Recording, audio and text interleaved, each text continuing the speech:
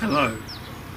There used to be an expression, which you don't hear so much these days, about taking coals to Newcastle.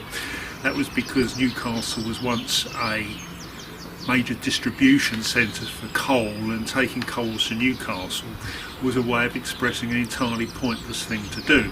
Well, I found my own in that respect, and that is to actually buy commercial compost. Those of you who watched my video number 2 will know that this entire bed behind me is constructed of the material that came out of the compost bin, so it's well composted and excellent to use. But commercial compost out of the bags you buy in the garden centre does have some advantages. It's got a nice fine consistency, it's easy for filling pots and things with, it's got no other detritus in it. With the best will in the world, this garden compost still contains some big lumps, and it contains the odd stone and other odds and ends. So what I'm going to talk about in this video is how to turn this into this.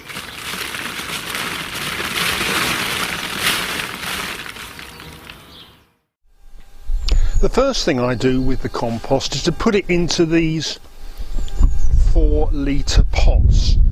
Then I put them in the greenhouse for about a week or 10 days, and the compost in them dries out.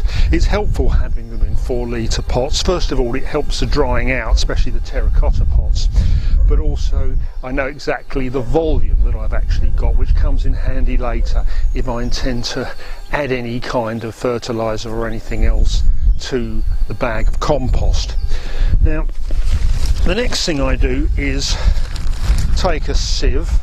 They're probably 5-centimetre squares on the grid, and I found that this bag that originally had wood chippings in it, bark chippings, fits quite nicely, so I'll put that in there just to support it. It's not quite the right width for the bin underneath, so a couple of planks helps to keep it steady. So I've got a bag now with the sieve over the top of it,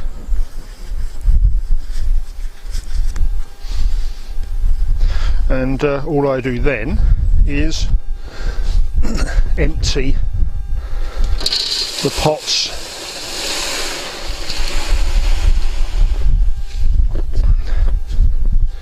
into the sieve and just rub the soil through into the bag below.